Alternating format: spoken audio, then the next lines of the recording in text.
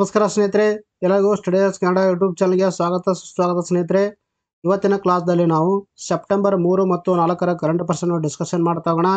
Discussion ಮಾಡೋಕ್ಕಿಂತ ಮುಂಚಿತವಾಗಿ ಯಾರು ನಮ್ಮ ಚಾನಲ್ಗೆ ಹೊಸಬರಾಗಿದ್ದರೆ ಚಾನಲ್ ಸಬ್ಸ್ಕ್ರೈಬ್ ಮಾಡಿ, ಶೇರ್ ಮಾಡಿ ಮತ್ತು ಬೆಲ್ ಐಕನ್ ಕ್ಲಿಕ್ ಮಾಡಿ.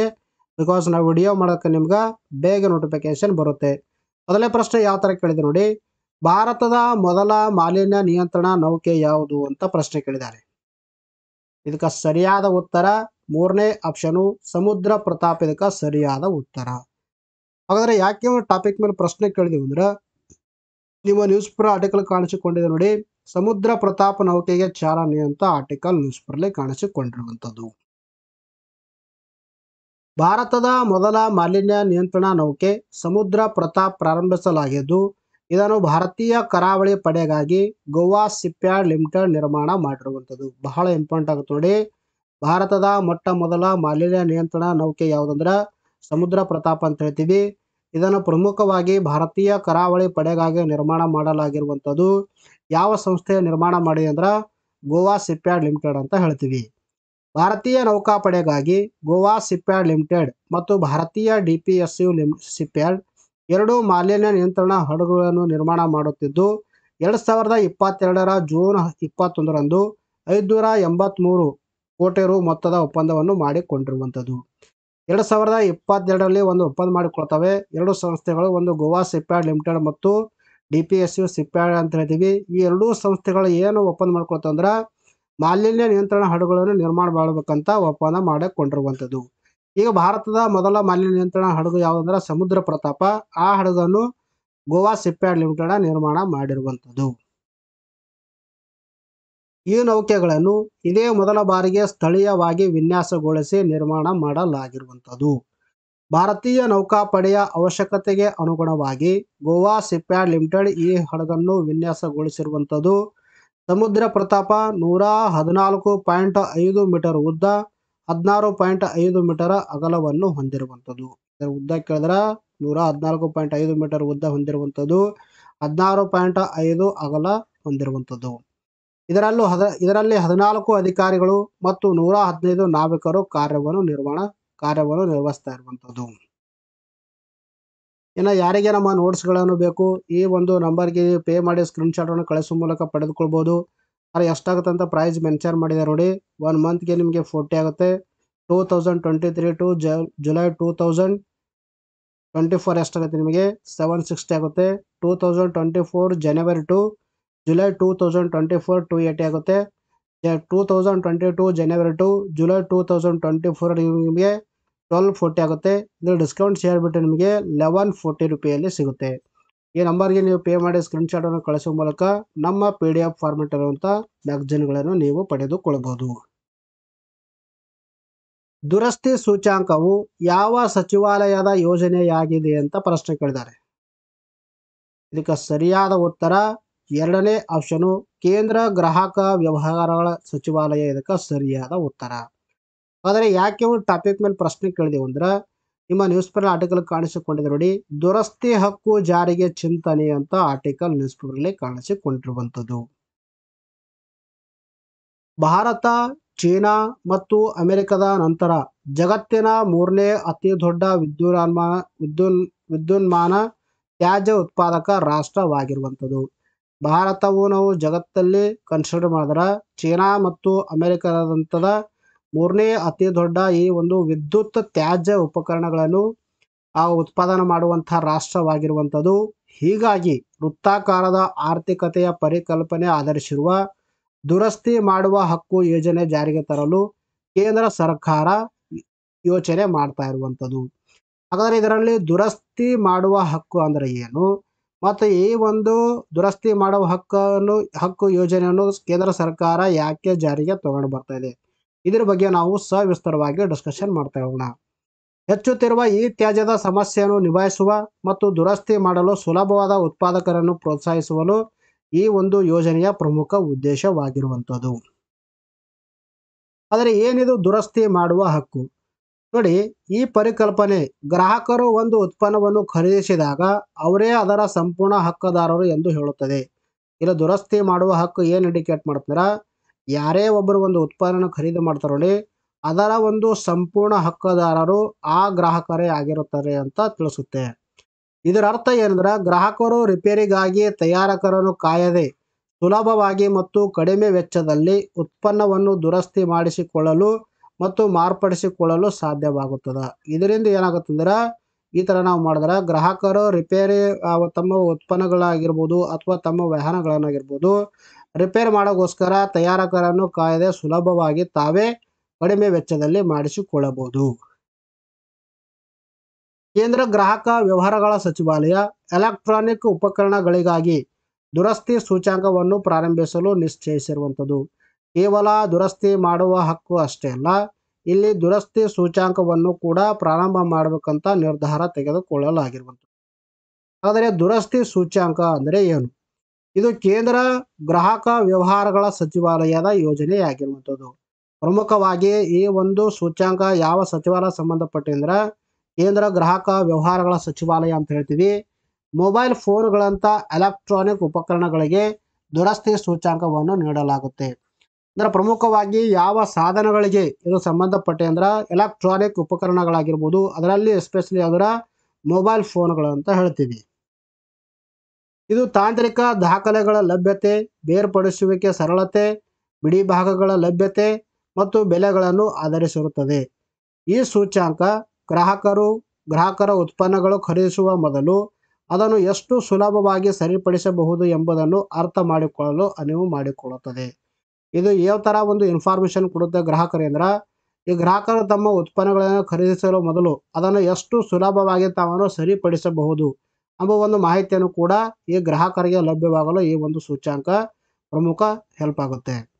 ಪ್ರಸ್ತಾವಿತ ಸೂಚ್ಯಂಕವನ್ನು ಹೋಲುವ ಯೋಜನೆಗಳು ಅಮೆರಿಕ, ಫ್ರಾನ್ಸ್ನಂಥ ಕೆಲವು ದೇಶಗಳಲ್ಲಿ ಈಗಾಗಲೇ ಜಾರಿಯಲ್ಲಿರುವಂಥದ್ದು. ಕೇವಲ ಭಾರತ ಮಾತ್ರ ಈ ಥರ ಒಂದು ಸೂಚ್ಯಂಕವನ್ನು ಜಾರಿಗೆ ತಗೊಂಡು ಬರ್ತಾ ಇಲ್ಲ. ಆಲ್ರೆಡಿ ಈ ಥರನೇ ಕೆಲವೊಂದಿಷ್ಟು ಸೂಚ್ಯಂಕಗಳು ಏನಂದ್ರೆ ಅಮೆರಿಕ ಆಗಿರ್ಬೋದು ಮತ್ತು ಫ್ರಾನ್ಸ್ನಂಥ ಮುಂತಾದ ಕೆಲವು ದೇಶಗಳಲ್ಲಿ ಈಗಾಗಲೇ ಜಾರಿಯಲ್ಲಿರುವಂಥದ್ದು. ಇನ್ನು ದುರಸ್ತಿ ಮಾಡುವ ಹಕ್ಕು ಕುರಿತು ವೆಬ್ಸೈಟ್.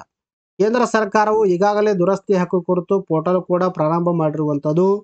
ಇದು ಗ್ರಾಹಕರಿಗೆ ತಮ್ಮ ಸಾಧನಗಳನ್ನು ದುರಸ್ತಿ ಮಾಡಲು ಅಗತ್ಯ ಮಾಹಿತಿ ಮತ್ತು ಸಂಪನ್ಮೂಲಗಳನ್ನು ಒದಗಿಸುವಂಥ ಪೋರ್ಟಲ್ ಸ್ಥಾಪಿಸಲಾಗಿರುವಂಥದ್ದು. ಈಗಾಗಲೇ ಒಂದು ಪೋರ್ಟಲ್ ಕೂಡ ಸ್ಥಾಪನೆ ಮಾಡಿರುವಂಥದ್ದು. ಅದು ಪ್ರಮುಖವಾಗಿ ಗ್ರಾಹಕರಿಗೆ ತಮ್ಮ ಸಾಧನಗಳನ್ನು ದುರಸ್ತಿ ಮಾಡಲು ಅಗತ್ಯ ಮಾಹಿತಿ ಆಗಿರ್ಬೋದು ಮತ್ತು ಸಂಪನ್ಮೂಲಗಳನ್ನು ಕುರಿತು ಒದಗಿಸುವಂಥ ಒಂದು ಮಾಹಿತಿ ಕೂಡ ಇದು ಒಳಗೊಂಡಿರುವಂಥದ್ದು. ಇನ್ನು ನೆಕ್ಸ್ಟ್ ಕ್ವಶನ್ ಯಾವ ಥರ ಕೇಳಿದ್ರು ನೋಡ್ರಿ, DVG ಪ್ರಶಸ್ತಿಗೆ ಆಯ್ಕೆಯಾದವರು ಯಾರು ಅಂತ ಪ್ರಶ್ನೆ ಕೇಳಿದ್ದಾರೆ. ಇದಕ್ಕೆ ಸರಿಯಾದ ಉತ್ತರ ಮೂರನೇ ಆಪ್ಷನು ಸತೀಶ್ ಎನ್ ಬೆಳ್ಳೂರು. ಇದಕ್ಕೆ ಸರಿಯಾದ ಉತ್ತರ. ವೆರಿ ಇಂಪಾರ್ಟೆಂಟ್ ಆಗುತ್ತೆ ನೋಡಿ. 2024ನೇ ಸಾಲಿನ DVG ಪ್ರಶಸ್ತಿಗೆ ಕವಿ ಚಿಂತಕ ಸತೀಶ್ ಎನ್ ಬೆಳ್ಳೂರು ಅವರನ್ನು ಆಯ್ಕೆ ಮಾಡಲಾಗಿರುವಂಥದ್ದು. ವೆರಿ ಇಂಪಾರ್ಟೆಂಟ್ ಆಗುತ್ತೆ ನೋಡಿ. ನಾವು ಯಾವುದೇ ಗ್ರೂಪ್ ಸಿ ಎಕ್ಸಾಮಿನೇಷನ್ ತೊಗೊಂಡ್ರೆ ಅಲ್ಲಿ ಕಮ್ಯುನಿಕೇಷನ್ ಪೇಪರ್ ಇರುತ್ತೆ. ಆ ಒಂದು ಕಮ್ಯುನಿಕೇಷನ್ ಪ್ರಶ್ನೆಗಳಲ್ಲಿ ಇದರ ಬಗ್ಗೆ ಕೇಳ್ಬೋದು. ಅದಲ್ಲದೆ KS ಎಕ್ಸಾಮಿನೇಷನಲ್ಲಿ ಕೂಡ ಕೇಳ್ಬೋದು. DVG ಪ್ರಶಸ್ತಿಗೆ 2024ರ ಈ ಒಂದು ಪ್ರಶಸ್ತಿಗೆ ಸತೀಶ್ ಎನ್ ಬೆಳ್ಳೂರು ಅವರನ್ನು ನೇಮಕ ಮಾಡಲಾಗಿರುವಂಥದ್ದು. ಈ ಒಂದು ಪ್ರಶಸ್ತಿಯು 15,000 ನಗದು ಬಹುಮಾನವನ್ನು ಒಳಗೊಂಡಿರುವಂಥದ್ದು. ಇನ್ನು DVG ಅವ್ರ ಬಗ್ಗೆ ನಾವು ಮಾತಾಡ್ತಾ ಬಂದು ನೋಡಿ, ಇವರ ಪೂರ್ಣ ಹೆಸರೇನಂದ್ರೆ ದೇವನಹಳ್ಳಿ ವೆಂಕಟರಮಣಯ್ಯ ಗುಂಡಪ್ಪ ಅಂತ ಹೇಳ್ತೀವಿ. ಸಿಂಪಲ್ ಆಗಿ DVG ಅಂತ ಹೇಳ್ತೀವಿ. 1907ರಲ್ಲಿ ಸ್ವತಃ ಭಾರತಿ ಎಂಬ ಕನ್ನಡ ದಿನಪತ್ರಿಕೆಯನ್ನು ಪ್ರಾರಂಭ ಮಾಡಿರುವಂಥದ್ದು. ಭಾರತಿ ಎಂಬ ಕನ್ನಡ ದಿನಪತ್ರಿಕೆ ಯಾರಿಗೆ ಸಂಬಂಧಪಟ್ಟಿದೆ ಅಂದ್ರೆ DVG ಅವರು ಅಂತ ಹೇಳ್ತೀವಿ.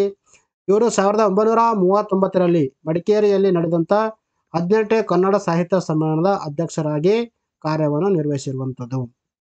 ಇವರ ಪ್ರಮುಖ ಕಾವ್ಯಮಾಲೆಗಳು ನೋಡಿ, ವಸಂತ ಕುಸುಮಾಂಜಲಿ ಮತ್ತು ನಿವೇದ ಅಂತ ಹೇಳ್ತೀವಿ. ವೆರಿ ಇಂಪಾರ್ಟೆಂಟ್ ಆಗುತ್ತೆ. ವಸಂತ ಕುಸುಮಾಂಜಲಿ ಈ ಒಂದು ಆ ಕಾವ್ಯವನ್ನು ರಚನೆ ಮಾಡಿದ್ರೆ ಯಾರಂದ್ರೆ DVG ಅಂತ ಹೇಳ್ತೀವಿ. ಇನ್ನು ಪದ್ಯ ಕಾವ್ಯಗಳು ನೋಡಿ, ಶ್ರೀರಾಮ ಪರೀಕ್ಷಣಂ, ಅಂತಃಪುರ ಗೀತೆ ಮತ್ತು ಮಂಕುತಿಮ್ಮನ ಕಗ್ಗ ಅಂತ ಹೇಳ್ತೀವಿ. ಇದನ್ನು ಕೂಡ ಬಹಳ ಇಂಪಾರ್ಟೆಂಟ್ ಆಗುತ್ತೆ. ಮಂಕುತಿಮ್ಮನ ಕಗ್ಗ ಕೃತಿಯನ್ನು ಬರೆದವರು ಯಾರಂದ್ರೆ DVG ಅಂತ ಹೇಳ್ತೀವಿ. ಇನ್ನು ಇವರಿಗೆ ಶ್ರೀ ಮದ್ಭಗವದ್ಗೀತಾ ತಾತ್ಪರ್ಯ ಅಥವಾ ಜೀವನ ಧರ್ಮ ಯೋಗ ಕೃತಿಗೆ 1967ರಲ್ಲಿ ಕೇಂದ್ರ ಸಾಹಿತ್ಯ ಅಕಾಡೆಮಿ ಪ್ರಶಸ್ತಿ ಲಭಿಸಿರುವಂಥದ್ದು. ಕೇಂದ್ರ ಸಾಹಿತ್ಯ ಪ್ರಶಸ್ತಿ DVG ಇವರಿಗೆ ಯಾವ ಕೃತಿಗೆ ಲಭಿಸಿದೆ ಅಂದ್ರೆ ಶ್ರೀಮದ್ ಭಗವದ್ಗೀತಾ ತಾತ್ಪರ್ಯ ಅಥವಾ ಜೀವನ ಧರ್ಮ ಯೋಗ ಕೃತಿಗೆ ಲಭಿಸಿರುವಂಥದ್ದು. ಅದು 1967ರಲ್ಲಿ. ಇನ್ನು ರಾಮ ಸೆಣಬು ಬೆಳೆಯುವ ವಿಶ್ವದ ಏಕೈಕ ತಾಣ ಯಾವುದು ಅಂತ ಪ್ರಶ್ನೆ ಕೇಳಿದ್ದಾರೆ. ವೆರಿ ಇಂಪಾರ್ಟೆಂಟ್ ಆಗುತ್ತೆ. ಇದಕ್ಕೆ ಸರಿಯಾದ ಉತ್ತರ ಮೊದಲನೇ ಆಪ್ಷನು ಸಂಡೂರು. ಆದರೆ ಯಾಕೆ ಒಂದು ಟಾಪಿಕ್ ಮೇಲೆ ಪ್ರಶ್ನೆ ಕೇಳಿದೆವು ಅಂದ್ರೆ, ನಿಮ್ಮ ನ್ಯೂಸ್ ಪೇಪರ್ ಆರ್ಟಿಕಲ್ ಕಾಣಿಸಿಕೊಂಡಿದೆ ನೋಡಿ. ಹೊಸಪೇಟೆ ಸಂಡೂರಿನ ಬೆಟ್ಟಗಳಲ್ಲಿ ಚಿಗುರು ರಾಜ್ಯದಲ್ಲಿ ರಾಮ ಸೆಣಬು ಅಂತ ಆರ್ಟಿಕಲ್ ನ್ಯೂಸ್ ಪೇಪರ್ಲಿ ಕಾಣಿಸಿಕೊಂಡಿರುವಂಥದ್ದು. ಜಗತ್ತಿನಲ್ಲಿ ಎಲ್ಲೂ ಕಾಣದ ಕ್ರೊಟಾಲೇರಿಯಾ ಸಂಡೂರೆನ್ಸಿಸ್ ಎಂಬ ಗಿಡ ಸಂಡೂರಿನ ರಾಮಗಢ ಶ್ರೇಣಿಯಲ್ಲಿ ಪತ್ತೆಯಾಗಿರುವಂಥದ್ದು. ರೀಸೆಂಟ್ ಆಗಿ ಕ್ರೊಟಾಲೇರಿಯಾ ಸಂಡೂರೆನ್ಸಿಸ್ ಎಂಬ ಒಂದು ಮರ ಅಥವಾ ಒಂದು ಸಸ್ಯ ರೀಸೆಂಟ್ ಆಗಿ ಸಂಡೂರಿನ ರಾಮಗಢ ಶ್ರೇಣಿಯಲ್ಲಿ ಪತ್ತೆಯಾಗಿರುವಂಥದ್ದು. ಸಮುದ್ರ ಮಟ್ಟದಿಂದ 1000 ಮೀಟರ್ ಎತ್ತರದಲ್ಲಿ ಮಾತ್ರ ಬೆಳೆಯುವ ಈ ಗಿಡಗಳನ್ನು 1912ರಲ್ಲಿ ಜೆ.ಎಸ್. ಗ್ಯಾಂಬೆಲ್ ಎಂಬ ಯುರೋಪಿಯನ್ ಸಸ್ಯಶಾಸ್ತ್ರಜ್ಞ ರಾಮಗಢ ಪರ್ವತದಲ್ಲಿ ಮೊದಲ ಬಾರಿಗೆ ಪತ್ತೆ ಮಾಡಿರುವಂಥದ್ದು. ಈ ಸಸ್ಯಗಳನ್ನು ಮೊದಲ ಬಾರಿಗೆ 1912ರಲ್ಲಿ ಜೆ.ಎಸ್. ಗ್ಯಾಂಬೆಲ್ ಅವರು ಪತ್ತೆ ಹಚ್ಚಿರುವಂಥದ್ದು. ಅದು ರಾಮಗಢ ಪರ್ವತದಲ್ಲಿ ಮೊದಲ ಬಾರಿಗೆ ಪತ್ತೆ ಮಾಡಿರುವಂಥದ್ದು. ಈ ಸಸ್ಯವನ್ನು ಇತರ ಸೆಣಬು ಸಸ್ಯಗಳೊಂದಿಗೆ ಹೋಲಿಸಿದಾಗ ಈ ಪ್ರಭೇದ ರಾಮಗಢ ಹಾಗೂ ಸುತ್ತಮುತ್ತಲಿನ ಪ್ರದೇಶಕ್ಕೆ ಮಾತ್ರ ಸೀಮಿತ ಎಂದು ನಿರ್ಧರಿಸಿ ಇದಕ್ಕೆ ಕ್ರೊಟಾಲೇರಿಯಾ ಸಂಡೂರೆನ್ಸಿಸ್ ಎಂದು ನಾಮಕರಣ ಮಾಡಲಾಗಿರುವಂಥದ್ದು. ಇಲ್ಲಿ ಸಂಡೂರಿನ ರಾಮಗಢದಲ್ಲಿ ಈ ಒಂದು ಸಸ್ಯ ಕಂಡು ಬರುತ್ತೆ. ಇದು ಒಂದು ಸೆಣಬಿನ ಒಂದು ಕುಲಕ್ಕೆ ಅಥವಾ ಸೆಣಬಿನ ಒಂದು ತಳಿಗೆ ಸೇರಿರುವಂಥ ಒಂದು ಸಸ್ಯವಾಗಿರುವಂಥದ್ದು. ಇದನ್ನು ಏನು ಮಾಡ್ತಾರೆ ಅಂದ್ರೆ ಎಲ್ಲ ಕಡೆ ಪರೀಕ್ಷೆ ಮಾಡಿ ನೋಡ್ತಾರೆ, ಎಲ್ಲಿ ಈ ಒಂದು ಸಸ್ಯ ಕಂಡು ಬರೋದಿಲ್ಲ. ಈ ರಾಮಗಢದಲ್ಲಿ ಮಾತ್ರ ಈ ಒಂದು ಸಸ್ಯ ಕಂಡು ಬರುತ್ತೆ. ಸೊ ದ್ಯಾಟ್ ಇದಕ್ಕೆ ಏನಂತ ಹೆಸರು ಕೊಡ್ತಾರೆ ಅಂದ್ರೆ ಕೊನೆಯದಾಗಿ ಕ್ರೊಟಾಲೇರಿಯಾ ಸಂಡೂರೆನ್ಸಿಸ್ ಅಂತ ಇದಕ್ಕೆ ನಾಮಕರಣ ಮಾಡಲಾಗುತ್ತೆ. ಇನ್ನು ಹಳದಿ ಹೂವು, ಬುರುಡೆಯಂತೆ ಇರುವ ಕಾಯಿ, ಹುಳಿ ಆಕಾರದ ಬೀಜಗಳನ್ನು ಬಿಡುವ ಈ ಸಸ್ಯವು ಸೆಣಬಿನ ವರ್ಗಕ್ಕೆ ಸೇರಿದು. ಇದಕ್ಕೆ ಕನ್ನಡದಲ್ಲಿ ಯಾವುದೂ ಹೆಸರಿಲ್ಲ. ಕನ್ನಡದಲ್ಲಿ ಈ ಒಂದು ಸಸ್ಯಕ್ಕೆ ಯಾವುದೂ ಹೆಸರಿಲ್ಲ. ಇದಕ್ಕೆ ಇಂಗ್ಲಿಷ್ನಲ್ಲಿ ಹೆಸರಿರುವಂಥದ್ದು ಕ್ರೊಟಾಲೇರಿಯಾ ಸಂಡೂರೆನ್ಸಿಸ್ ಅಂತ ಹೇಳ್ತೀವಿ. ಇದು ಸೆಣಬಿನ ವರ್ಗಕ್ಕೆ ಸೇರುವಂಥ ಒಂದು ಸಸ್ಯವಾಗಿರುವಂಥದ್ದು. ರಾಮಗಢದಲ್ಲಿ ಮಾತ್ರ ಸಿಗುವಂಥ ಒಂದು ಏಕೈಕ ಸಸ್ಯ. ಜಗತ್ತಿನ ಯಾವ ಭಾಗದಲ್ಲಿಯೂ ಕೂಡ ಈ ಒಂದು ಸಸ್ಯ ಕಂಡು ಬರೋದಿಲ್ಲ. ರಾಮಗಢದಲ್ಲಿ ಮಾತ್ರ ಸಿಗುವ ಕಾರಣ ಇದನ್ನು ರಾಮ ಸೆಣಬು ಎಂದು ನಾಮಕರಣ ಮಾಡಿದ್ದಾರೆ. ರಾಮ ಸೆಣಬು ಎಂದು ಕೂಡ ಕರೀತಾರೆ. ಕ್ರೊಟಾಲೇರಿಯಾ ಸಂಡೂರೆನ್ಸಿಸ್ ಎಂದು ಕೂಡ ಇದಕ್ಕೆ ಕರೆಯಲಾಗುತ್ತೆ. ಇನ್ನು ಭಾರತದ ಎಲೆಕ್ಟ್ರಿಕ್ ವಾಹನ ನೀತಿಯನ್ನು ಪರಿಚಯಿಸಿದ ಮೊದಲ ರಾಜ್ಯ ಯಾವುದು ಅಂತ ಪ್ರಶ್ನೆ ಕೇಳಿದ್ದಾರೆ. ಇದಕ್ಕೆ ಸರಿಯಾದ ಉತ್ತರ ಮೂರನೇ ಆಪ್ಷನು ಕರ್ನಾಟಕ. ಇದಕ್ಕೆ ಸರಿಯಾದ ಉತ್ತರ. ಹಾಗಾದರೆ ಯಾಕೆ ಒಂದು ಟಾಪಿಕ್ ಮೇಲೆ ಪ್ರಶ್ನೆ ಕೇಳಿದೀವಿ ಅಂದ್ರೆ, ನಿಮ್ಮ ನ್ಯೂಸ್ ಪೇಪರ್ ಆರ್ಟಿಕಲ್ ಕಾಣಿಸಿಕೊಂಡಿದೆ ನೋಡಿ. ಇವಿ ಚಾರ್ಜಿಂಗ್ ಸ್ಟೇಷನ್ ಕರ್ನಾಟಕ ಮುಂಚೂಣಿ ಅಂತ ಆರ್ಟಿಕಲ್ ನ್ಯೂಸ್ ಪೇಪರ್ಲಿ ಕಾಣಿಸಿಕೊಂಡಿರುವಂಥದ್ದು. ವಿದ್ಯುತ್ ಚಾಲಿತ ವಾಹನಗಳಿಗಾಗಿ ಅಂದರೆ ಈ ಒಂದು ವಾಹನಗಳಿಗಾಗಿ ಸಾರ್ವಜನಿಕ ಚಾರ್ಜಿಂಗ್ ಸ್ಟೇಷನ್ಗಳ ವಿಚಾರದಲ್ಲಿ ಕರ್ನಾಟಕ ಭಾರತದಲ್ಲೇ ಮುಂಚೂಣಿಯಲ್ಲಿರುವಂಥದ್ದು. ನೋಡ್ರಿ, ವಿದ್ಯುತ್ ಚಾಲಿತ ವಾಹನಗಳ ಒಂದು ಸಾರ್ವಜನಿಕ ಚಾರ್ಜಿಂಗ್ ಸ್ಟೇಷನ್ಗಳ ವಿಚಾರದಲ್ಲಿ ಕರ್ನಾಟಕ ಭಾರತದಲ್ಲೇ ಮುಂಚೂಣಿಯಲ್ಲಿರುವಂಥದ್ದು. ಕರ್ನಾಟಕದಲ್ಲಿ 5765 ಇವಿ ಚಾರ್ಜಿಂಗ್ ಸ್ಟೇಷನ್ಗಳಿವೆ ಎಂದು ಇಂಧನ ದಕ್ಷತೆ ಬ್ಯೂರೋ ಆಫ್ ಎನರ್ಜಿ ಎಫಿಷಿಯನ್ಸಿ ತಿಳಿಸಿರುವಂಥದ್ದು. ವೆರಿ ಇಂಪಾರ್ಟೆಂಟ್ ಆಗುತ್ತೆ ನೋಡಿ. ಕರ್ನಾಟಕದಲ್ಲಿಯೇ ಅತಿ ಹೆಚ್ಚು ಚಾರ್ಜಿಂಗ್ ಸ್ಟೇಷನ್ಗಳು ಕಂಡು ಬರ್ತಾ ಇರುವಂಥದ್ದು. ಒಟ್ಟು ಎಷ್ಟಂದ್ರೆ 5765 ಈ ಒಂದು ಇವಿ ಚಾರ್ಜಿಂಗ್ ಸ್ಟೇಷನ್ಗಳು ಕಂಡು ಬರ್ತಾ ಇರುವಂಥದ್ದು. ಯಾವ ಸಂಸ್ಥೆ ಹೇಳಿದ್ರೆ ಬ್ಯೂರೋ ಆಫ್ ಎನರ್ಜಿ ಎಫಿಷಿಯನ್ಸಿ ತಿಳಿಸಿರುವಂಥದ್ದು. ಈ ಪೈಕಿ ಬಹುತೇಕ ಅಂದರೆ 85% ಸ್ಟೇಷನ್ಗಳು ಬೆಂಗಳೂರು ನಗರ ಜಿಲ್ಲೆಯಲ್ಲಿ ಕಂಡು ಬರ್ತಾ ಇರುವಂಥದ್ದು. ಇನ್ನು ಕರ್ನಾಟಕದ ನಂತರದ ಸ್ಥಾನದಲ್ಲಿ ಮಹಾರಾಷ್ಟ್ರವಿದ್ದು ಅಲ್ಲಿ 3728 ಇವಿ ಚಾರ್ಜಿಂಗ್ ಕೇಂದ್ರಗಳಿರುವಂಥದ್ದು. ಕರ್ನಾಟಕ ಮೊದಲ ಸ್ಥಾನ ಪಡೆದುಕೊಂಡರೆ ಎರಡನೇ ಸ್ಥಾನ ಮಹಾರಾಷ್ಟ್ರ ಪಡೆದುಕೊಂಡಿರುವಂಥದ್ದು. ಕರ್ನಾಟಕ ಟಾಪ್ ಇರುವಂಥದ್ದು. ಇನ್ನು ಮಹಾರಾಷ್ಟ್ರ ನಂತರ ಉತ್ತರ ಪ್ರದೇಶ ಇರುವಂಥದ್ದು. ಇದರಲ್ಲಿ 1989. ಈ ನಂತರದಲ್ಲಿ ದೆಹಲಿ ಇರುವಂಥದ್ದು. ಇದರಲ್ಲಿ 1941 ಸ್ಟೇಷನ್ಗಳಿರುವಂಥದ್ದು. ಇತರೆ ರಾಜ್ಯಗಳಿಗೆ ಹೋಲಿಸಿದರೆ ಇವಿ ಮೂಲ ಸೌಕರ್ಯ ಕ್ಷೇತ್ರದಲ್ಲಿ ಕರ್ನಾಟಕ ಹೆಚ್ಚಿನ ಬಂಡವಾಳ ಹೂಡಿಕೆ ಮಾಡಿರುವುದು ಕಂಡುಬರುತ್ತೆ. ನಾವು ಇಲ್ಲಿ ಈ ಒಂದು ವಿಚಾರ ಏನು ಗೊತ್ತಾಗುತ್ತಂದ್ರೆ, ಕರ್ನಾಟಕದಲ್ಲಿ ಅತಿ ಹೆಚ್ಚು ಇವಿ ಚಾರ್ಜಿಂಗ್ ಸ್ಟೇಷನ್ ಕಂಡು ಬರ್ತಂದ್ರೆ ಕರ್ನಾಟಕ ಏನು ಮಾಡ್ತಾ ಇದೆ, ಇವಿ ಮೂಲ ಸೌಕರ್ಯ ಕ್ಷೇತ್ರದಲ್ಲಿ ಎಲ್ಲ ರಾಜ್ಯಗಳಕ್ಕಿಂತಲೂ ಹೆಚ್ಚಿನ ಬಂಡವಾಳವನ್ನು ಹೂಡಿಕೆ ಮಾಡ್ತಾ ಇರುವಂಥದ್ದು. ಆದರೆ ಕರ್ನಾಟಕಕ್ಕೆ ಎಲ್ಲಿಂದ ಈ ಆರ್ಥಿಕ ಮೂಲಗಳು ಅಂದರೆ ಕರ್ನಾಟಕ ಜಾಸ್ತಿ ನಾವು ಇನ್ವೆಸ್ಟ್ಮೆಂಟ್ ಮಾಡ್ತಾ ಅಂತ ಹೇಳ್ತಿದ್ದಾರೆ. ಕರ್ನಾಟಕಕ್ಕೆ ಸಹಾಯ ಮಾಡುವಂಥ ಕೆಲವೊಂದಿಷ್ಟು ಮೂಲಗಳು ನೋಡಿ. ಈ ಚಾರ್ಜಿಂಗ್ ಸ್ಟೇಷನ್ಗಳ ಅಭಿವೃದ್ಧಿಗೆ ಹಲವು ಹಣಕಾಸು ಮೂಲಗಳು ಕರ್ನಾಟಕಕ್ಕೆ ಸಪೋರ್ಟ್ ಮಾಡ್ತಾ ಇರುವಂಥದ್ದು. ಮೊದಲನೇದು ಯಾವುದಂದ್ರೆ ಭಾರತ ಫೇಮ್ ಯೋಜನೆ. ಭಾರತ ಫೇಮ್ ಯೋಜನೆ. ಇನ್ನು ಎರಡನೇದು ಬೆಂಗಳೂರು ವಿದ್ಯುತ್ ಶಕ್ತಿ ಸರಬರಾಜು ಕಂಪನಿ ಬೆಸ್ಕಾಂ ಹೂಡಿಕೆಗಳು. ಏನಿದೆ ಇನ್ವೆಸ್ಟ್ಮೆಂಟ್ ಮಾಡಿತ್ತು ನೋಡಿ ಬೆಸ್ಕಾಂ ಕಂಪನಿ, ಅದರಿಂದ ಬರ್ತಾ ಇರುವಂಥ ಹಣ. ಇನ್ನು ಭಾರತ ಫೇಮ್ ಯೋಜನೆಯಿಂದ ಬರ್ತಾ ಇರುವಂಥ ಹಣ. ಇನ್ನು ರಾಜ್ಯ ಸಾರಿಗೆ ಇಲಾಖೆಯ ಗ್ರೀನ್ ಸೆಸ್ ನಿಧಿಗಳಾಗಿರ್ಬೋದು. ಇನ್ನು ನಾಲ್ಕನೇದು ಯಾವುದಪ್ಪ ಅಂತಂದ್ರೆ ಸಾರ್ವಜನಿಕ ಖಾಸಗಿ ಸಹಭಾಗಿತ್ವ. ಈ 4 ಮೂಲಗಳಿಂದ ಕರ್ನಾಟಕಕ್ಕೆ ಇದರಲ್ಲಿ ಹೂಡಿಕೆ ಮಾಡೋಕ್ಕೆ ಹಣ ಬರ್ತಾ ಇರುವಂಥದ್ದು. ಇನ್ನು ಭಾರತದಲ್ಲಿ ಎಲೆಕ್ಟ್ರಿಕ್ ವಾಹನ ನೀತಿಯನ್ನು ಪರಿಚಯಿಸಿದ ಮೊದಲ ರಾಜ್ಯವೆಂಬ ಹೆಗ್ಗಳಿಕೆಯೇ ಕರ್ನಾಟಕದಾಗಿರುವಂಥದ್ದು. 2017ರಲ್ಲಿ ಈ ನೀತಿಯನ್ನು ರಾಜ್ಯ ಸರ್ಕಾರ ಘೋಷಣೆ ಮಾಡಿರುವಂಥದ್ದು. ಬಹಳ ಇಂಪಾರ್ಟೆಂಟ್ ಆಗುತ್ತೆ ನೋಡಿ. ಭಾರತದಲ್ಲಿ ಮೊಟ್ಟ ಮೊದಲ ಬಾರಿಗೆ ಎಲೆಕ್ಟ್ರಿಕ್ ವಾಹನ ನೀತಿಯನ್ನು ಪರಿಚಯಿಸಿದ ರಾಜ್ಯ ಯಾವುದಂದ್ರೆ ಕರ್ನಾಟಕ. ಅದು 2017ರಲ್ಲಿ ಈ ಒಂದು ನೀತಿಯನ್ನು ರಾಜ್ಯ ಸರ್ಕಾರ ಘೋಷಣೆ ಮಾಡಿರುವಂಥದ್ದು. ಇನ್ನು ಮಾದರಿ ಇವಿ ನಗರಗಳು. ಇವಿ ಅಳವಡಿಕೆಯನ್ನು ಇನ್ನಷ್ಟು ಹೆಚ್ಚಿಸಲು ಹಾಗೂ ಸುಸ್ಥಿರ ಸಾರಿಗೆ ವ್ಯವಸ್ಥೆಯನ್ನು ಸೃಷ್ಟಿಸಲು ಕರ್ನಾಟಕ ರಾಜ್ಯ ಸರ್ಕಾರವು ಮಾದರಿ ಇವಿ ನಗರಗಳನ್ನು ಅಭಿವೃದ್ಧಿಪಡಿಸಲು ಯೋಜನೆಯನ್ನು ರೂಪಿಸ್ತಾ ಇರುವಂಥದ್ದು. ಕರ್ನಾಟಕ ಸರ್ಕಾರ ಒಂದು ಹೊಸ ಯೋಜನೆ ಅಂದ್ರೆ ಮಾದರಿ ಇವಿ ನಗರಗಳನ್ನು ಸೃಷ್ಟಿ ಮಾಡೋಕೆ ಒಂದು ಯೋಜನೆ ಕೂಡ ರೂಪಿಸ್ತಾ ಇರುವಂಥದ್ದು. ಅದಲ್ಲದೆ ಇನ್ನೂ 2500 ಇವಿ ಚಾರ್ಜಿಂಗ್ ಸ್ಟೇಷನ್ಗಳನ್ನು PPP ಮಾದರಿಯಲ್ಲಿ ಸ್ಥಾಪಿಸುವ ಉದ್ದೇಶವನ್ನು ಕೂಡ 2024ರ ಬಜೆಟ್ನಲ್ಲಿ ರಾಜ್ಯ ಸರ್ಕಾರ ಘೋಷಣೆ ಮಾಡಿರುವಂಥದ್ದು. ಇನ್ನು ಹಿಲ್ಚೋಲ್ ಹೆಸರಿನ ಊರಾ ಲಸಿಕೆಯನ್ನು ಯಾವ ರೋಗದ ವಿರುದ್ಧ ಬಳಸಲಾಗುತ್ತದೆ ಅಂತ ಪ್ರಶ್ನೆ ಕೇಳಿದ್ದಾರೆ. ಇದಕ್ಕೆ ಸರಿಯಾದ ಉತ್ತರ 3ನೇ ಆಪ್ಷನು ಕಾಲರಾ ರೋಗದ ವಿರುದ್ಧವಾಗಿ ಬಳಸುವಂಥ ಒಂದು ಲಸಿಕೆ ಆಗಿರುವಂಥದ್ದು. ಆದರೆ ಯಾಕೆ ಒಂದು ಟಾಪಿಕ್ ಮೇಲೆ ಪ್ರಶ್ನೆ ಕೇಳಿದೆವು ಅಂದ್ರೆ ನಿಮ್ಮ ನ್ಯೂಸ್ ಪೇಪರ್ ಆರ್ಟಿಕಲ್ ಕಾಣಿಸಿಕೊಂಡಿದೆ ನೋಡಿ. ಭಾರತ ಬಯೋಟೆಕ್ನಿಂದ ಕಾಲರಾ ಲಸಿಕೆ ಅಂತ ಆರ್ಟಿಕಲ್ ನ್ಯೂಸ್ ಪೇಪರ್ಲಿ ಕಾಣಿಸಿಕೊಂಡಿರುವಂಥದ್ದು. ಕೋವಿಡ್ ಲಸಿಕೆ ಬಿಡುಗಡೆ ಮಾಡಿದ್ದ ಹೈದರಾಬಾದನ ಲಸಿಕೆ ತಯಾರಕ ಕಂಪನಿ ಭಾರತ ಬಯೋಟೆಕ್ ಕಾಲರಾ ರೋಗದ ವಿರುದ್ಧ ಅಭಿವೃದ್ಧಿಪಡಿಸಿದ ಹಿಲ್ಚೋಲ್ ಹೆಸರಿನ ಓರಾಲ್ ಲಸಿಕೆಯನ್ನು ಬಿಡುಗಡೆ ಮಾಡಿರುವಂಥದ್ದು. ವೆರಿ ಇಂಪಾರ್ಟೆಂಟ್ ಆಗುತ್ತೆ ನೋಡಿ. ರೀಸೆಂಟ್ ಆಗಿ ಹೈದರಾಬಾದ್ ಮೂಲದ ಲಸಿಕೆ ತಯಾರಕ ಕಂಪನಿ ಆಗಿರುವಂಥ ಭಾರತ ಬಯೋಟೆಕ್ ಒಂದು ಏನಪ್ಪಾ ಅಂತಂದ್ರೆ ಒಂದು ಲಸಿಕೆ ಕಾಲರಾ ರೋಗದ ವಿರುದ್ಧ ಲಸಿಕೆಯನ್ನು ಅಭಿವೃದ್ಧಿಪಡಿಸಿ ಬಿಡುಗಡೆಗೊಳಿಸಿರುವಂಥದ್ದು. ಅದರ ಹೆಸರು ಏನಂದ್ರೆ ಹಿಲ್ಚೋಲ್ ಅಂತ ಹೇಳ್ತೀವಿ. ಇದು 2 ಡೋಸ್ ಲಸಿಕೆ ಆಗಿರುವಂಥದ್ದು. ಮೊದಲ ಡೋಸ್ ಹಾಕಿದ 14 ದಿನದೊಳಗೆ ಎರಡನೇ ಡೋಸ್ ಲಸಿಕೆಯನ್ನು ಹಾಕಲಾಗುತ್ತೆ. ಅಮೆರಿಕ ಪ್ರಾಯೋಜಿತ ಹಿಲ್ಲೆಮನ್ ಲ್ಯಾಬೊರೇಟರಿಯಿಂದ ಪರವಾನಗಿ ಪಡೆದು ಹಿಲ್ಚೋಲ್ ಅನ್ನು ಅಭಿವೃದ್ಧಿಪಡಿಸಿರುವುದು.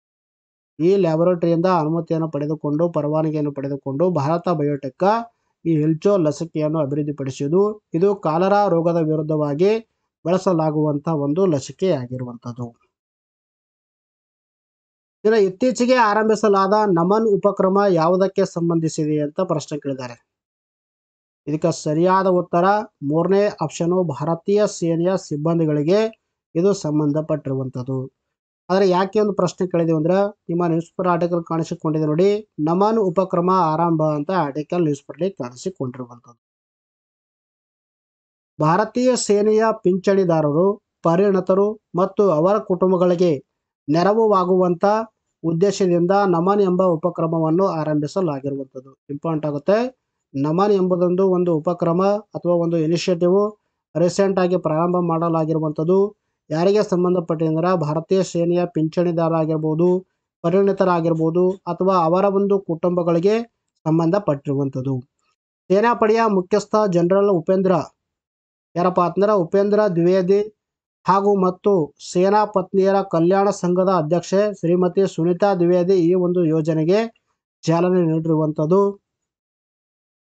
ಡಿಜಿಟಲ್ ಪಿಂಚಣಿ ವ್ಯವಸ್ಥೆಯನ್ನು ಹೊಂದಿರುವ ನಮನ್ ಉಪಕ್ರಮವನ್ನು ಸಮರ್ಪಕವಾಗಿ ಅನುಷ್ಠಾನಗೊಳಿಸುವ ನಿಟ್ಟಿನಲ್ಲಿ ಮೊದಲ ಹಂತದಲ್ಲಿ ದಿಲ್ಲಿ, ಲೇಹ್, ಡೆಹ್ರಾಡೂನ್ ಸೇರಿದಂತೆ ಭಾರತದಾದ್ಯಂತ 14 ಸಾಮಾನ್ಯ ಸೇವಾ ಕೇಂದ್ರಗಳನ್ನು ಸ್ಥಾಪಿಸಲಾಗಿರುವಂಥದ್ದು. ಮೊದಲ ಹಂತದಲ್ಲಿ ದಿಲ್ಲಿ, ಲೇಹ್, ಡೆಹ್ರಾಡೂನ್ ಸೇರಿದಂತೆ ಟೋಟಲ್ ಭಾರತದಾದ್ಯಂತ 14 ಸಾಮಾನ್ಯ ಸೇವಾ ಕೇಂದ್ರಗಳನ್ನು ಕೂಡ ಈ ಒಂದು ಉಪಕ್ರಮದ ಅಡಿಯಲ್ಲಿ ಸ್ಥಾಪನೆ ಮಾಡಲಾಗ್ತಾ ಇರುವಂಥದ್ದು. ಸೇವೆ ಸಲ್ಲಿಸುತ್ತಿರುವ ಮತ್ತು ನಿವೃತ್ತ ಸಶಸ್ತ್ರ ಪಡೆಗಳ ಸಿಬ್ಬಂದಿಗಳಲ್ಲಿ ಸೌಹಾರ್ದತೆಯನ್ನು ಬೆಳೆಸುವ ತನ್ನ ಯೋಧರು ಮತ್ತು ಅವರ ಕುಟುಂಬಗಳ ಕಲ್ಯಾಣಕ್ಕಾಗಿ ಈ ಒಂದು ಉಪಕ್ರಮವನ್ನು ಪ್ರಮುಖವಾಗಿ ಪ್ರಾರಂಭ ಮಾಡಲಾಗಿರುವಂಥದ್ದು. ಇನ್ನು ಇತ್ತೀಚೆಗೆ ಅನಾವರಣಗೊಳಿಸಿದ ಸುಪ್ರೀಂ ಕೋರ್ಟ್ನ ಧ್ವಜ ಮತ್ತು ಲಾಂಛನ ಯಾವುದರ ಸಂಕೇತವಾಗಿದೆ ಅಂತ ಪ್ರಶ್ನೆ ಕೇಳಿದ್ದಾರೆ. ಇದಕ್ಕೆ ಸರಿಯಾದ ಉತ್ತರ ಮೊದಲನೇ ಆಪ್ಷನು ನ್ಯಾಯ ಮತ್ತು ಪ್ರಜಾಪ್ರಭುತ್ವ ಇದರ ಒಂದು ಸರಿಯಾದ ಉತ್ತರವಾಗಿರುವಂಥದ್ದು. ಅಂದರೆ ರೀಸೆಂಟ್ ಆಗಿ ಏನು ಮಾಡಿದರೆ ಸುಪ್ರೀಂ ಕೋರ್ಟರ ಒಂದು ಧ್ವಜ ಮತ್ತು ಲಾಂಛನ ಬಿಡುಗಡೆ ಮಾಡಿರುವಂಥದ್ದು. ಅದರ ಒಂದು ಸಂಕೇತ ಏನಂದ್ರೆ ನ್ಯಾಯ ಮತ್ತು ಪ್ರಜಾಪ್ರಭುತ್ವ ಅಂತ ಹೇಳ್ತೀವಿ. ಆದರೆ ಯಾಕೆ ಒಂದು ಪ್ರಶ್ನೆ ಕೇಳಿದೆವು ಅಂದ್ರೆ ನಿಮ್ಮ ನ್ಯೂಸ್ ಪೇಪರ್ ಆರ್ಟಿಕಲ್ ಕಾಣಿಸಿಕೊಂಡಿದೆ ನೋಡಿ, ಸುಪ್ರೀಂ ಕೋರ್ಟ್ಗೆ ಹೊಸ ಲಾಂಛನ ಅಂತ ಆರ್ಟಿಕಲ್ ನ್ಯೂಸ್ ಪೇಪರ್ ಕಾಣಿಸಿಕೊಂಡಿರುವಂಥದ್ದು. ಸುಪ್ರೀಂ ಕೋರ್ಟ್ನ 75ನೇ ವಾರ್ಷಿಕೋತ್ಸವದ ಅಂಗವಾಗಿ ರಾಷ್ಟ್ರಪತಿ ದ್ರೌಪದಿ ಮುರ್ಮು ಅವರು ಹೊಸ ಧ್ವಜ ಮತ್ತು ಲಾಂಛನವನ್ನು ಅನಾವರಣಗೊಳಿಸಿರುವಂಥದ್ದು. ದಿಲ್ಲಿಯ national institute of fashion technology ಕಾಲೇಜಿನಲ್ಲಿ ನಡೆದಂಥ ಈ ಒಂದು ಕಾರ್ಯಕ್ರಮದಲ್ಲಿ ದ್ರೌಪದಿ ಮುರ್ಮು ಅವರು ನ್ಯಾಯ ಮತ್ತು ಪ್ರಜಾಪ್ರಭುತ್ವವನ್ನು ಸಂಕೇತಿಸುವ ಹೊಸ ಧ್ವಜ ಮತ್ತು ಲಾಂಛನವನ್ನು ಅನಾವರಣಗೊಳಿಸಿರುವಂಥದ್ದು. ಈ ಒಂದು ಹೊಸ ಧ್ವಜವು ದೇಶದ ಸಂವಿಧಾನ, ಅಶೋಕ್ ಚಕ್ರ ಮತ್ತು ಸುಪ್ರೀಂ ಕೋರ್ಟ್ನ ಸಾಂಪ್ರದಾಯಿಕ ಕಟ್ಟಡವನ್ನು ಒಳಗೊಂಡಿರುವಂಥದ್ದು. ಈ ಒಂದು ಹೊಸ ಧ್ವಜದಲ್ಲಿ ನಮ್ಗೆ ಏನು ಕಂಡು ಬರುತ್ತಂದ್ರೆ ಕಾನ್ಸ್ಟಿಟ್ಯೂಷನ್ ಕಂಡು ಬರುತ್ತೆ, ಸಂವಿಧಾನ ಮತ್ತು ಅಶೋಕ್ ಚಕ್ರ ಕಂಡು ಬರುತ್ತೆ. ತದನಂತರದಲ್ಲಿ ಸುಪ್ರೀಂ ಕೋರ್ಟ್ನ ಸಾಂಪ್ರದಾಯಿಕ ಕಟ್ಟಡ ಇದರಲ್ಲಿ ಕಂಡು ಬರುತ್ತೆ. ಸುಪ್ರೀಂ ಕೋರ್ಟ್ನ ಒಂದು ಕಟ್ಟಡ, ಅಶೋಕ್ ಚಕ್ರ ಮತ್ತು ಸಂವಿಧಾನ ಅಂತ ಹೇಳ್ತೀವಿ. ಇನ್ನು ಕರ್ನಾಟಕದಲ್ಲಿ ಸಾಂಕ್ರಾಮಿಕ ರೋಗಗಳ ಕಾಯ್ದೆ ಜಾರಿಗೆ ಬಂದ ವರ್ಷ ಯಾವುದು ಅಂತ ಪ್ರಶ್ನೆ ಕೇಳಿದ್ದಾರೆ. ಬಹಳ ಇಂಪಾರ್ಟೆಂಟ್ ಆಗುತ್ತೆ ನೋಡಿ. ಇದಕ್ಕೆ ಸರಿಯಾದ ಉತ್ತರ ಎರಡನೇ ಆಪ್ಷನು 2020. ಆದರೆ ಯಾಕೆಂದು ಪ್ರಶ್ನೆ ಕೇಳಿದೆವು ಅಂದ್ರೆ ನಿಮ್ಮ ನ್ಯೂಸ್ ಪೇಪರ್ ಆರ್ಟಿಕಲ್ ಕಾಣಿಸಿಕೊಂಡಿದೆ ನೋಡಿ, ಡೆಂಗು ಸಾಂಕ್ರಾಮಿಕ ಅಂತ ಆರ್ಟಿಕಲ್ ನ್ಯೂಸ್ ಪೇಪರ್ಲೆ ಕಾಣಿಸಿಕೊಂಡಿರುವಂಥದ್ದು. ರಾಜ್ಯದ ಜನತೆಯನ್ನು ತೀವ್ರವಾಗಿ ಕಾಡುತ್ತಿರುವ ಡೆಂಗು ಜ್ವರವನ್ನು ಸಾಂಕ್ರಾಮಿಕ ರೋಗ ಎಂದು ರಾಜ್ಯ ಸರ್ಕಾರ ಘೋಷಣೆ ಮಾಡಿರುವಂಥದ್ದು. ವೆರಿ ಇಂಪಾರ್ಟೆಂಟ್ ಆಗುತ್ತೆ ನೋಡಿ. ರೀಸೆಂಟ್ ಆಗಿ ಕರ್ನಾಟಕದಲ್ಲಿ ಅತಿ ವೇಗವಾಗಿ ಹರಡುತ್ತಿರುವಂಥ ಡೆಂಗು ಜ್ವರವನ್ನು ಕರ್ನಾಟಕ ಸರ್ಕಾರವು ಸಾಂಕ್ರಾಮಿಕ ರೋಗ ಎಂದು ಡಿಕ್ಲೇರ್ ಮಾಡಿರುವಂಥದ್ದು. ಸಾಂಕ್ರಾಮಿಕ ರೋಗಗಳ ಕಾಯ್ದೆ 2022 ತಿದ್ದುಪಡಿ ಮಾಡಿ ಡೆಂಗು ಜ್ವರವನ್ನು ಸಾಂಕ್ರಾಮಿಕ ರೋಗ ಎಂದು ಅಧಿಸೂಚನೆ ಹೊರಡಿಸಿದ್ದು, ನೈರ್ಮಲ್ಯ ಕಾಪಾಡದಿದ್ದರೆ ದಂಡ ವಿಧಿಸಲು ನಿರ್ಧರಿಸಲಾಗಿರುವಂಥದ್ದು. ಈ ಒಂದು ರೋಗ ಏನು ಸಾಂಕ್ರಾಮಿಕ ರೋಗ ಎಂದು ಡಿಕ್ಲೇರ್ ಮಾಡಿದೆ ನೋಡಿ, ಈ ಒಂದು ರೋಗದ ಒಂದು ತಡೆಗಟ್ಟುವಿಕೆಯಲ್ಲಿ ಎಲ್ಲರೂ ಕೂಡ ಮುನ್ನೆಚ್ಚರಿಕೆಯನ್ನು ಕ್ರಮವನ್ನು ವಹಿಸಬೇಕು. ಯಾರಾದರೂ ನೈರ್ಮಲ್ಯವನ್ನು ಕಾಪಾಡದಿದ್ದರೆ ಅವರಿಗೆ ದಂಡವನ್ನು ವಿಧಿಸಲು ಕೂಡ ಇಲ್ಲಿ ನಿರ್ಧಾರ ಮಾಡಲಾಗಿರುವಂಥದ್ದು. ಅಧಿಸೂಚನೆ ಉಲ್ಲಂಘನೆಯಾದರೆ ದಂಡ ನಿಗದಿ ಮಾಡಿ ಆರೋಗ್ಯ ಕುಟುಂಬ ಕಲ್ಯಾಣ ಸಚಿವಾಲಯ ಇಲಾಖೆ ಏನು ಮಾಡಿದೆ ಅಧಿಸೂಚನೆ ಹೊರಡಿಸಿರುವಂಥದ್ದು. ಡೆಂಗು ನಿಯಂತ್ರಣಕ್ಕೆ ಆರೋಗ್ಯ ಇಲಾಖೆಯು ಕ್ರಮ ವಹಿಸಿದ್ದು, ಡೆಂಗೂಗೆ ಕಾರಣವಾಗುವ ಸೊಳ್ಳೆಗಳ ನಿಯಂತ್ರಣ ಮಾಡದಿದ್ದರೆ ದಂಡಾಸ್ತ್ರ ಪ್ರಯೋಗ ಮಾಡಲಾಗುತ್ತದೆ ಅಂತ ತಿಳಿಸಲಾಗಿರುವಂಥದ್ದು. ಆದರೆ ಎಷ್ಟು ದಂಡ ವಿಧಿಸ್ತಾರೆ ನೋಡಿ, ಗ್ರಾಮೀಣ ಪ್ರದೇಶಗಳ ಮನೆಗಳಿಗೆ 200 ರೂಪಾಯಿ ದಂಡ, ನಗರ ಪ್ರದೇಶಗಳ ಮನೆಗಳಿಗೆ 400, ನಗರ ಪ್ರದೇಶದ ವಾಣಿಜ್ಯ ಪ್ರದೇಶ ಮಾಲ್ ಮಾರುಕಟ್ಟೆಗೆ 1000, ಗ್ರಾಮೀಣ ಪ್ರದೇಶಗಳಲ್ಲಿ 500 ರೂವರೆಗೆ ದಂಡ ಏರಿಸಲಾಗುತ್ತೆ. ಯಾರಾದರೂ ಸರ್ಕಾರದ ಆದೇಶವನ್ನು ಪಾಲನೆ ಮಾಡದಿದ್ದರೆ ಅವರಿಗೆ ಇಷ್ಟನ್ನು ದಂಡ ಹೇರಲಾಗುತ್ತೆ. ಖಾಲಿ ಸ್ಥಳ, ಕಟ್ಟಡ ಕಾಮಗಾರಿ ಸ್ಥಳ 2000 ರು ಹಾಗೂ ಗ್ರಾಮೀಣ ಪ್ರದೇಶಗಳಲ್ಲಿ 1000 ದಂಡ ಇರಲಿದೆ. ಡೆಂಗು ಬಗ್ಗೆ ನಾವು ಮಾತಾಡ್ತಾ ಬಂದು ನೋಡಿ, ಡೆಂಗು ಇದನ್ನು ಸೊಳ್ಳೆಯಿಂದ ಹರಡ್ತಾ ಇರುವಂಥ ಒಂದು ವೈರಲ್ ಡಿಸೀಸ್ ಆಗಿರುವಂಥದ್ದು. ಅಂದರೆ ಡೆಂಗು ಪ್ರಮುಖವಾಗಿ ಇದೊಂದು ವೈರಸ್ನಿಂದ ಬರುವಂಥ ಒಂದು ಕಾಯಿಲೆ ಆಗಿರುವಂಥದ್ದು. ಪ್ರಮುಖವಾಗಿ ಯಾವ ಸೊಳ್ಳೆಗಳ ಮೂಲಕ ಸ್ಪ್ರೆಡ್ ಆಗುತ್ತಂದ್ರೆ ಈಡಸ್ ಈಜಿಪ್ಟಿ ಸೊಳ್ಳೆಗಳ ಮೂಲಕ ಈ ಒಂದು ಡೆಂಗು ಜ್ವರ ಒಬ್ಬರಿಂದ ಒಬ್ಬರಿಗೆ ಸ್ಪ್ರೆಡ್ ಆಗುತ್ತೆ. ಸೊಳ್ಳೆ ಕಚ್ಚಿದ 4 ರಿಂದ 7 ದಿನಗಳ ನಂತರ ರೋಗ ಲಕ್ಷಣ ಸಾಮಾನ್ಯವಾಗಿ ಜನರಲ್ಲಿ ಕಂಡುಬರುತ್ತೆ. ನೆಕ್ಸ್ಟ್ ನೋಡ್ರಿ ವೈನಾನ್ಸ್ ಕೊಟ್ಟಿದ್ದಾರೆ. ಮೊದಲನೇ ಪ್ರಶ್ನೆ ಯಾವ ಥರ ಕೇಳಿದೆ ನೋಡಿ, ಇತ್ತೀಚೆಗೆ ಏಷ್ಯನ್ ಕೆಡೆಟ್ ಜೂಡೋ ಚಾಂಪಿಯನ್ಶಿಪ್ನಲ್ಲಿ ಯಾವ ಭಾರತೀಯ ಅಥ್ಲೀಟ್ ಬೆಳ್ಳಿ ಪದಕವನ್ನು ಗೆದ್ದಿದ್ದಾರೆ ಅಂತ ಪ್ರಶ್ನೆ ಕೇಳಿದ್ದಾರೆ. ಇದಕ್ಕೆ ಸರಿಯಾದ ಉತ್ತರ ಹಿಮಾಂಶು ಟೋಕಾಸ್. 7ನೇ ರಾಷ್ಟ್ರೀಯ ಪೋಷಣ್ ಮಹಾ ಅನ್ನು ಎಲ್ಲಿ ಪ್ರಾರಂಭಿಸಲಾಯಿತು ಅಂತ ಪ್ರಶ್ನೆ ಕೇಳಿದ್ದಾರೆ. ಇದಕ್ಕೆ ಸರಿಯಾದ ಉತ್ತರ ಗುಜರಾತ್ನ ಗಾಂಧಿನಗರ್. ಇತ್ತೀಚೆಗೆ ಜಿಲ್ಲಾ ನ್ಯಾಯಾಂಗ ರಾಷ್ಟ್ರೀಯ ಸಮ್ಮೇಳನ ಎಲ್ಲಿ ನಡೆಯಿತು ಅಂತ ಪ್ರಶ್ನೆ ಕೇಳಿದ್ದಾರೆ. ಇದಕ್ಕೆ ಸರಿಯಾದ ಉತ್ತರ ನವದೆಹಲಿ.